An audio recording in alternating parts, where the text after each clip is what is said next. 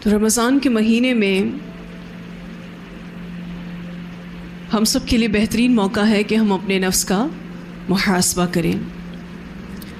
اس رمضان کے مہینے میں ہم سب جانتے ہیں کہ شیطان بند ہے۔ اگر کوئی بھی غلطی، کوتاہی، سستی، کاہلی ہو رہی ہے تو وہ اپنے ہی نفس کی وجہ سے ہو رہی ہے۔ رسول اللہ صلی اللہ علیہ وسلم نے فرمایا، عقل مند ہوشیار وہ ہے جو اپنے نفس کو قابو رکھے اور موت کے بعد کے لیے عمل کرے، یعنی آخرت کی نجات اور کامیابی کے لیے عمل کرے۔ اور احمق یعنی بے وقوف وہ ہے جو اپنی خواہشات کی پیروی کرے اور بغیر عمل کے اللہ سے امیدیں باندھے۔ اسے ترمذی نے روایت کیا ہے۔ اس لیے بہت ضروری ہے کہ اپنا تزکیہ نفس کریں، اور ایسا بہترین ماحول رمضان کے مہینے میں ہم سب کو میسر ہے کہ شیاطینوں کو جکڑ دیا گیا ہے۔ ہم چاہیں تو اپنی اصلاح بہت اچھے سے کر سکتے ہیں اور اپنی کمیوں کو، اپنی کوتاہیوں کو اچھے سے جان کر اس کی اصلاح کر سکتے ہیں، اور اس کے لیے سب سے بہترین مددگار قرآن و سنت ہے۔ جتنا علم حاصل کرتے جائیں گے اتنا نفس کی اصلاح ہوتی جاتی ہے۔ جب ہم قرآن و سنت کے حوالے سے اپنے آپ کو آراستہ کرتے ہیں، اپنے اندر علم لے کر آتے ہیں، تو اس سے قرآن ہماری سوچوں کو بدلتا ہے، قرآن ہمارے عمل کو بدلتا ہے۔ ایک صحابی تھے حضرت جریر بن عبداللہ رضی اللہ تعالیٰ عنہ، ان سے ایک روایت ہے کہ رسول اللہ صلی اللہ علیہ وسلم کے ہاتھ پر انہوں نے 3 باتوں پر بیعت کی تھی۔ حضرت جریر رضی اللہ تعالیٰ عنہ، انہوں نے 3 باتوں پر نبی اکرم صلی اللہ علیہ وسلم کے ہاتھ پر بیعت کی تھی۔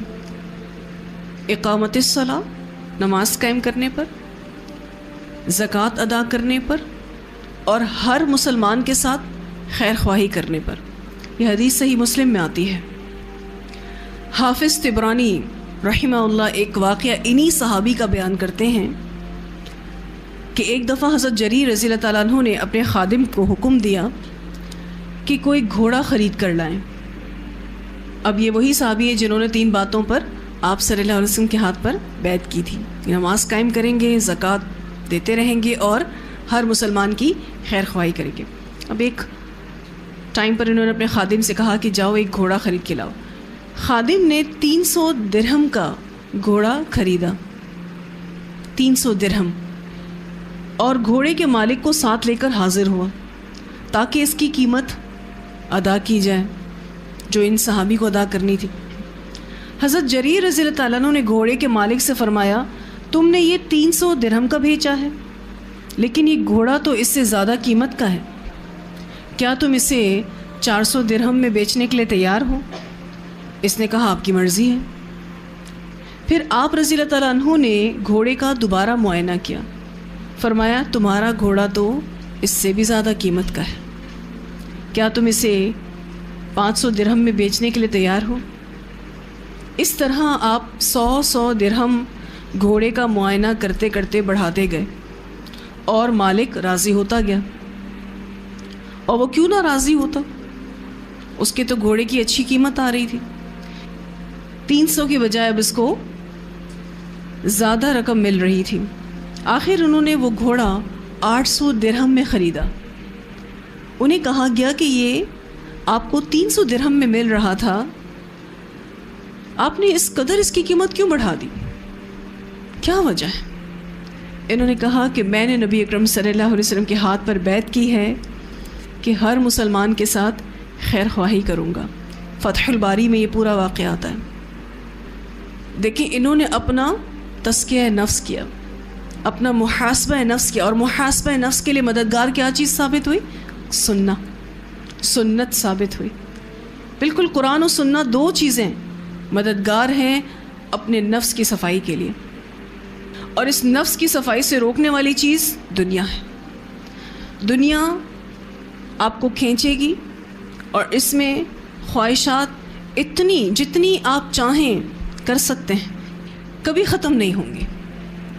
جامع ترمذی کی روایت میں آتا ہے نبی اکرم صلی اللہ علیہ وسلم نے فرمایا خبردار یہ دنیا اور دنیا کا ساز و سامان سب ملعون ہے، سب ملعون ہے سوائے اللہ کی یاد اور اللہ کے قریب کرنے والے امور کے اور عالم کے اور متعلم کے۔ عالم وہ جو سکھا رہا ہے اور متعلم جو سیکھ رہا ہے۔ ان چار چیزوں کے علاوہ پوری دنیا اور دنیا میں جو کچھ بھی ہے سب ملعون ہے۔ ایک اللہ کا ذکر، اللہ کے قریب کرنے والے امور، عالم اور متعلم۔ یہ دنیا ایسی ہے کہ یقین کریں کہ ہم تھوڑا اس میں پڑھنے لگتے ہیں تو ہم اپنا تزکیہ نفس بھول جاتے ہیں۔ ایک اور بہت پیاری حدیث ہے، نبی اکرم صلی اللہ علیہ وسلم نے فرمایا کہ جب اللہ تعالیٰ کسی بندے سے محبت فرماتے ہیں تو اسے دنیا سے یوں محفوظ رکھتے ہیں جیسے تم بیمار کو پانی سے بچاتے ہو۔ اسے ترمذی نے روایت کیا ہے۔ ہوتی ہے نا کوئی بیماری ایسی کہ پانی لگے گا تو بیمار ہو جائے گا، اللہ جس سے محبت کرتا ہے اللہ اس کو دنیا سے یوں محفوظ رکھتا ہے جیسے تم اپنے بیمار کو پانی سے بچاتے ہو۔ تو جو دنیا اللہ نے دی ہے اس میں اللہ کی فرما برداری کے ساتھ ہم زندگی گزاریں تو برا نہیں ہے، دین اور دنیا دونوں کو ساتھ لے کر چلیں برا نہیں ہے، لیکن صرف دنیا میں ہی پڑ جانا کبھی تزکیہ نفس نہیں ہوگا۔ اور یہ جو قرآن و سنہ کی میں بات آپ کو کر رہی تھی کہ قرآن اور سنہ مددگار ہیں تزکیہ نفس کے لیے، محاسبہ نفس کے لیے۔ جب کوئی گڑبڑ اپنے اندر محسوس ہوتی ہے ہم قرآن کی کوئی آیت سن لیتے ہیں، ہم اپنے رسول صلی اللہ علیہ وسلم کی کوئی حدیث سن لیتے ہیں، وہیں ہمارا دل دماغ بدل جاتا ہے، ہم اپنے آپ کو اصلاح پر لانے کی کوشش کرتے ہیں۔ اور اگر یہ دو چیزیں نہ ہوں، آپ تھوڑی دیر کے لیے سوچیں ہماری زندگی میں تو کس قدر ہم گھاٹے میں رہیں گے، کس قدر۔ ایک تو خود کو علمی اعتبار سے مضبوط کرنا ہے، اور دوسرا اور لوگوں کو اس بہترین چیزوں کے ساتھ جوڑنا ہے۔ اس کی سخت ضرورت ہے، اشد ضرورت ہے کہ قرآن کے ساتھ لوگوں کو جوڑیں، اس پر محنت کریں، اس قابل بنیں کہ آگے اس کو پہنچانے والے بن جائیں۔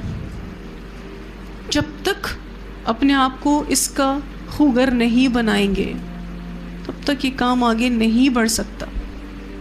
تو اب چونکہ کچھ دنوں کے لیے اللہ تعالیٰ آپ کو فراغت دے رہے ہیں، سوچیں کہاں کہاں غلط ہیں، کہاں کہاں کمی ہے، کہاں کہاں ابھی تک اصلاح نہیں ہوئی ہے، کہاں ہم اپنے نفس کے شر میں مبتلا ہو جاتے ہیں، اور کہاں ہم اپنے آپ کو بچانے پر بھی کامیاب ہو جاتے ہیں۔ دیکھیں آپ کو کون سا ماحول اللہ سے دور کرتا ہے، دیکھیں آپ کو کون سا ماحول اللہ کے قریب کرتا ہے، تو پھر زیادہ تر اسی ماحول میں خود کو رکھنے کی ضرورت ہے، ورنہ پھر یہی ہوگا کہ خواہشات قابو میں نہیں آئیں گی، یہ بڑھتی ہی چلی جائیں گی۔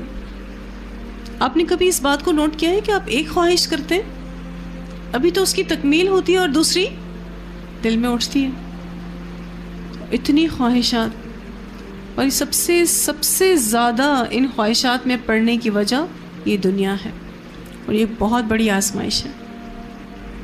انشاءاللہ یہ جو فراغت ملی ہے ہم سب کو، ہم کوشش کریں گے کہ قرآن و سنہ پر مزید غور و فکر کریں۔ جب آپ قرآن سنیں رمضان المبارک میں تو اس پر بھی غور و فکر کریں، جو ترجمہ الحمدللہ اللہ تعالیٰ نے سمجھا دیا ہے اس پر غور و فکر کریں کہ اللہ میں کیا سمجھانا چاہ رہا ہے۔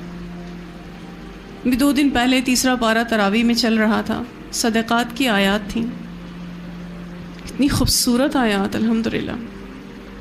کل ہم 5واں پارہ سن رہے تھے، منافقین کے بارے میں اللہ تعالیٰ نے کیسا بتایا۔